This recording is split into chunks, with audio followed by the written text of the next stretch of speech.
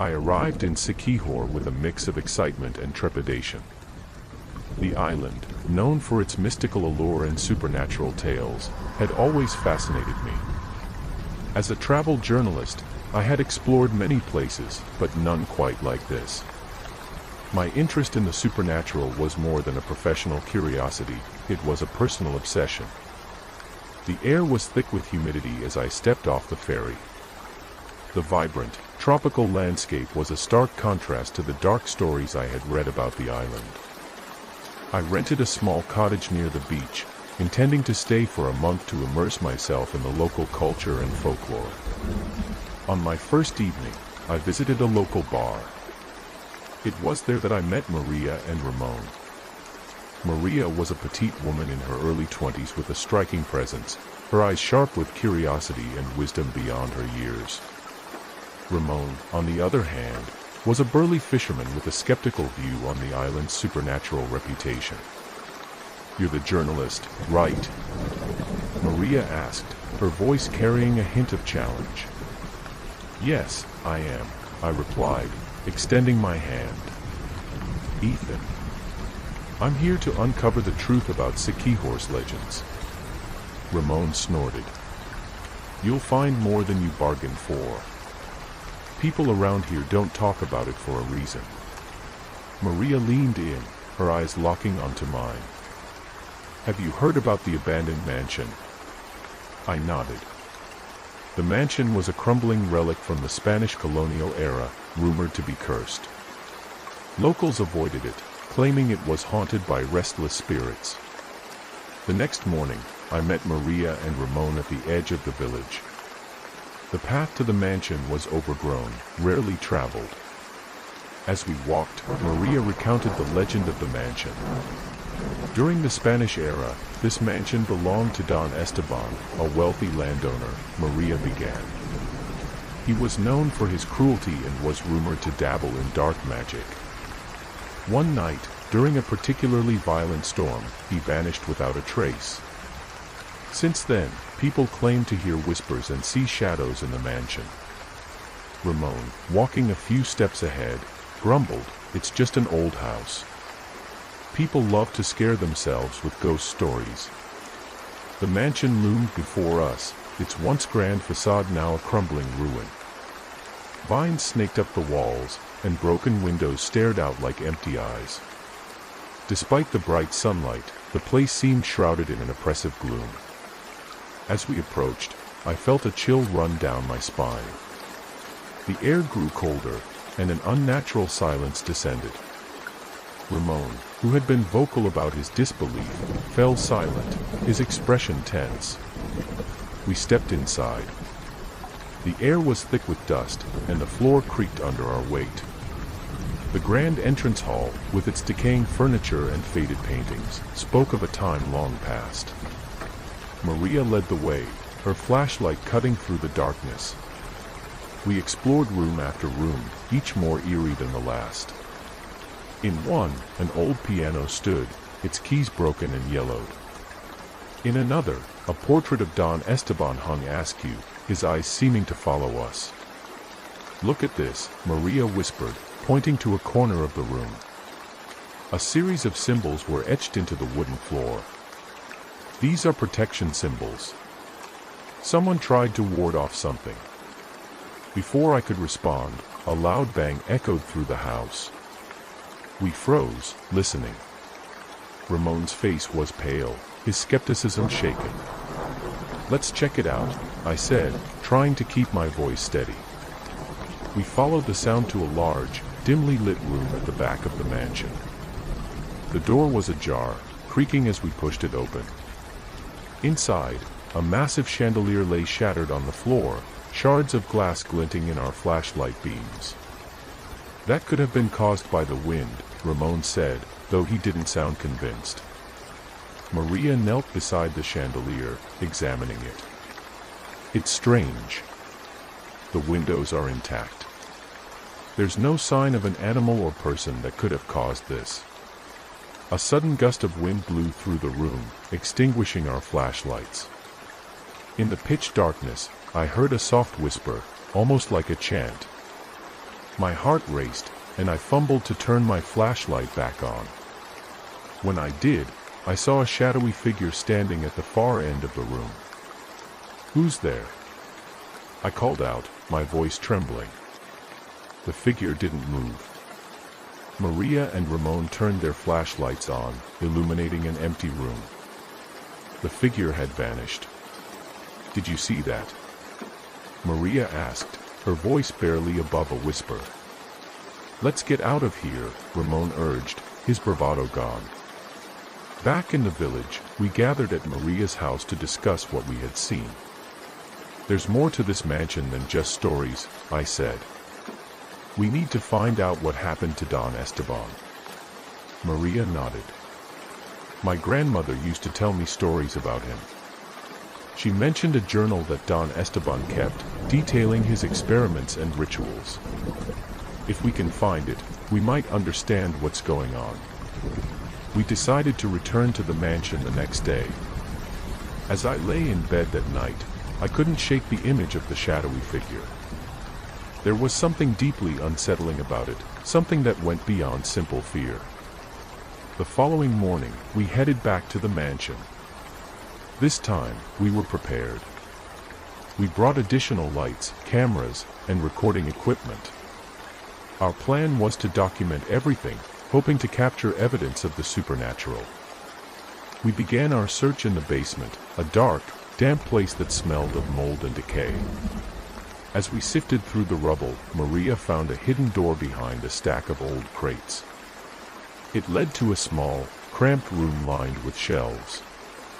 On one of the shelves was an old, leather-bound journal. "This must be it," Maria said, carefully opening the journal. The pages were yellowed and brittle, filled with cramped, barely legible handwriting. As we read, a horrifying story unfolded. Don Esteban had indeed been involved in dark rituals, seeking immortality and power. His final entry described a ritual meant to bind his spirit to the mansion, granting him eternal life. As we pored over Don Esteban's journal, the extent of his malevolence became clear. He had sacrificed villagers in his quest for immortality, using dark rituals to bind their souls to the mansion. The last entry described a final ritual, one that would complete his transformation and make him an eternal guardian of the mansion. "We have to stop this," Maria said, her voice firm despite the fear in her eyes. "If his spirit is still here, we need to find a way to break the curse." Ramon nodded reluctantly. "What do we need to do?" The journal provided some clues. Don Esteban had written about a counter-ritual, one that could sever the bond between his spirit and the mansion. It required specific ingredients and had to be performed in the mansion's central hall at midnight. "We need to gather these items," I said, pointing to the list in the journal. "Herbs, a mirror, a candle, and something that belonged to Don Esteban." Maria nodded. "My grandmother mentioned a locket that he always wore. If it's still in the mansion, we have to find it." The next few days were a blur of preparation. We scoured the mansion, finding most of the ingredients hidden in various rooms. The locket, however, proved elusive. It wasn't until we searched the master bedroom that we found it, tucked away in a hidden compartment of an old dresser. With everything ready, we returned to the village to wait for nightfall. As midnight approached, a sense of dread settled over us. We knew the risk we were taking, but there was no turning back. We entered the mansion under a full moon, the air thick with anticipation. The central hall was eerily silent as we set up the ritual items. Maria placed the herbs and candle in a circle, while Ramon and I positioned the mirror and locket in the center. As the clock struck midnight, we began the ritual. Maria chanted the incantation from the journal, her voice steady despite the growing tension. The candle flickered, casting long shadows on the walls. Suddenly, the room grew cold. A gust of wind extinguished the candle, and the shadows seemed to come alive. The whispering began again, louder this time, and the shadowy figure appeared at the edge of the circle. Keep going, I urged Maria, my heart pounding. The figure moved closer, its form becoming more defined. It was Don Esteban, his eyes burning with anger and desperation. He reached for the locket, but an invisible barrier stopped him. Maria's voice grew louder, more insistent. The shadows writhed, and the room shook. With a final, powerful chant, Maria completed the ritual. The locket glowed brightly, and Don Esteban let out a terrible scream as his spirit was pulled towards it. In an instant, the room went silent. The shadows receded, and the oppressive weight lifted. The locket fell to the floor, its glow fading. We left the mansion in a daze, the night air feeling fresh and clean. Back in the village, we were met with a mix of curiosity and relief. The villagers had sensed the change, the lifting of a long-standing curse. Over the next few days, we shared our story, showing the journal and the locket as proof. The mansion was finally at peace, its dark history revealed and its spirits freed. For me, the experience was life-changing. I wrote an article that became a sensation, shedding light on Siquijor's history and its supernatural tales. But more than that, I gained a profound respect for the island and its people. Months later, I received a package from Maria. Inside was a letter and a small box. The letter thanked me for helping to uncover the truth and for respecting their traditions. The box contained the locket, now inert and harmless. As I held the locket, I felt a strange sense of closure. But as I turned it over, I noticed an inscription that hadn't been there before. It read, "Beware the shadows."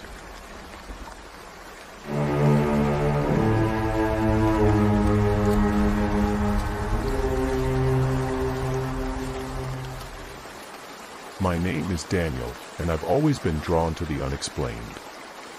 As an urban explorer and vlogger, I've traveled to many haunted locations, but Manila's Belite Drive had always eluded me.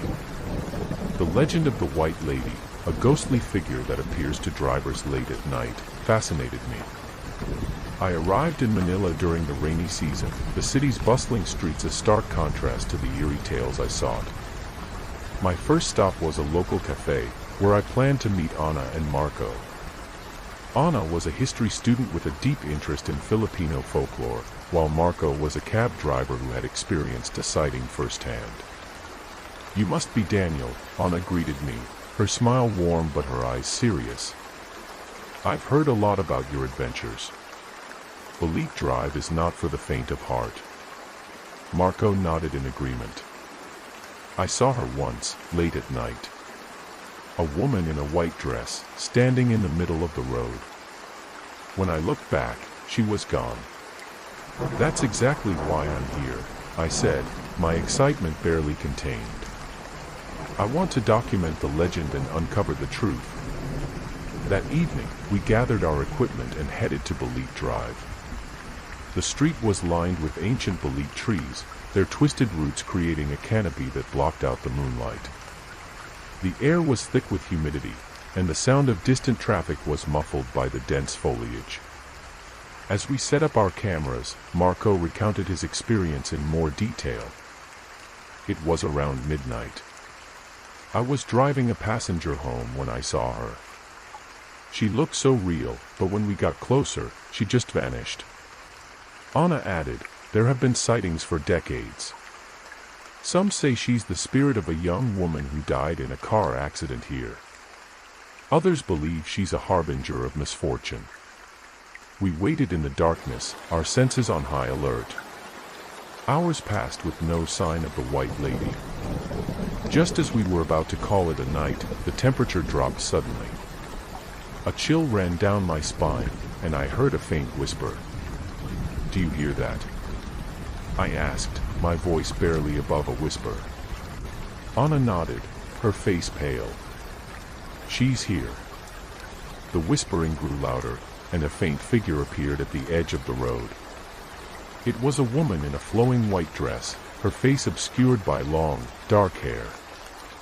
She stood motionless, staring at us with an intensity that made my heart race.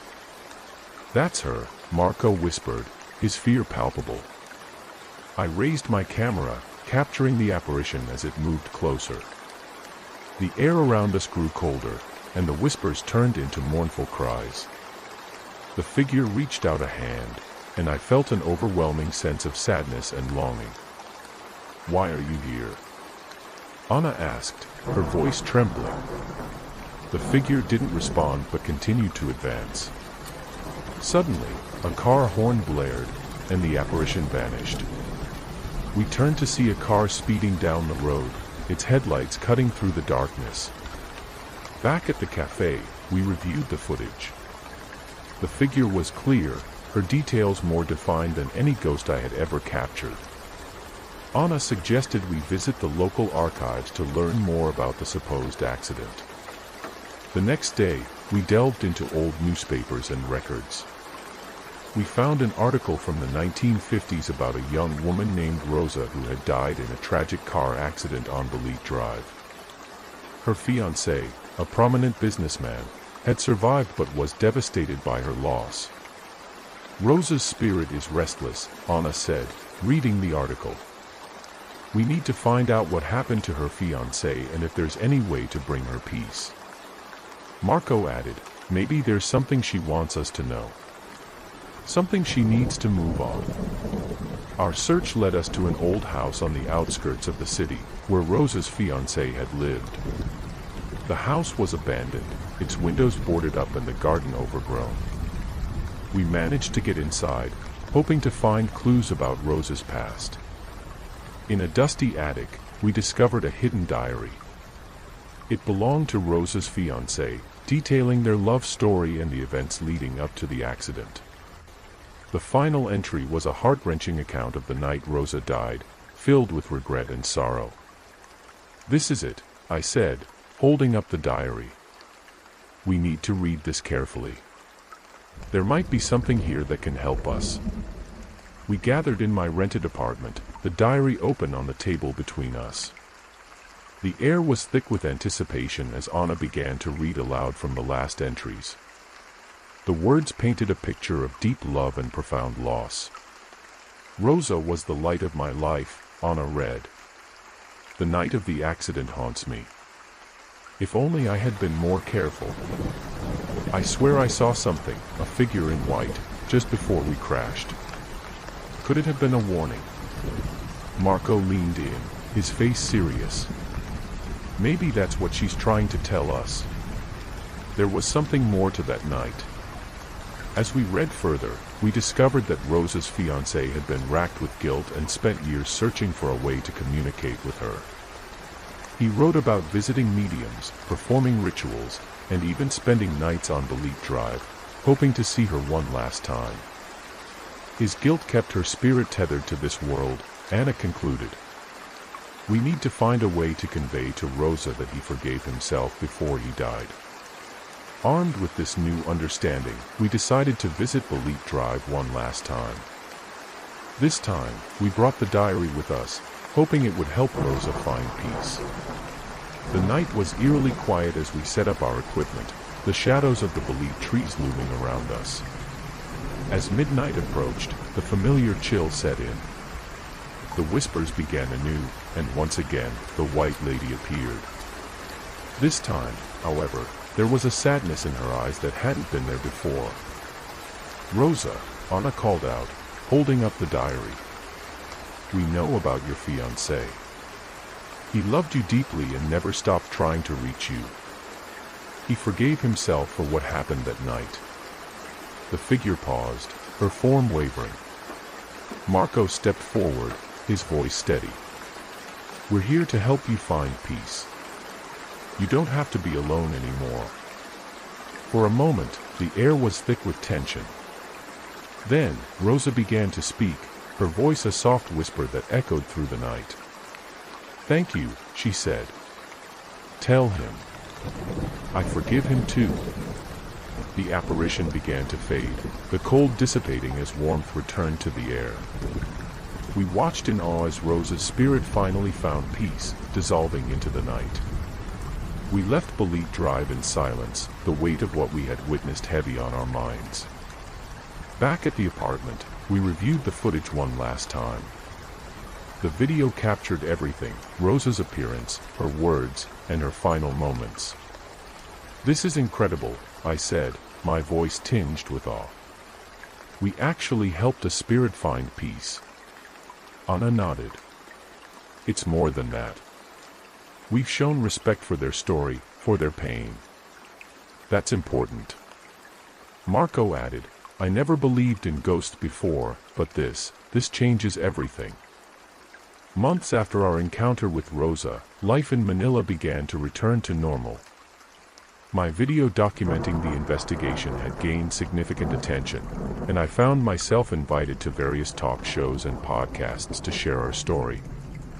Anna returned to her studies, and Marco resumed his work as a cab driver, though he now had a newfound respect for the supernatural. One evening, as I was reviewing new footage for my vlog, my phone rang. It was Marco. "Daniel, you need to come to Belite Drive." "Something's happening," he said, his voice urgent and shaky. "Marco, calm down. What's going on?" I asked. "Just get here. You have to see this," he replied before hanging up abruptly. I grabbed my gear and rushed to Belite Drive. When I arrived, I found Marco and Anna standing by the side of the road, their faces pale. In front of them, the silhouette of a woman in white flickered like a fading signal. "Is that Rosa?" I asked, my heart racing. Anna shook her head. "No, it's not. This is different." The figure seemed to be trying to communicate, her movements frantic and disjointed. Marco handed me an old photograph he had found in his cab. It was a picture of a young woman, eerily similar to Rosa, but with a different, more modern look. "This was left in my cab today," Marco explained. "I think it's another spirit, trying to reach out." The figure began to move away, gliding down the road. Without a word, we followed, our flashlights casting long shadows. She led us to an old, dilapidated house hidden behind the thick foliage of Belite trees. We cautiously entered the house, the air heavy with the scent of mildew and decay. In the center of the living room, we found an old journal, its pages yellowed and fragile. As we flipped through the pages, we realized it belonged to the woman in the photograph. The journal revealed a dark and tragic story. The woman, named Isabel, had lived in the house with her abusive husband. One stormy night, she had tried to escape, only to be caught and tragically killed in a car accident on Belite Drive, much like Rosa.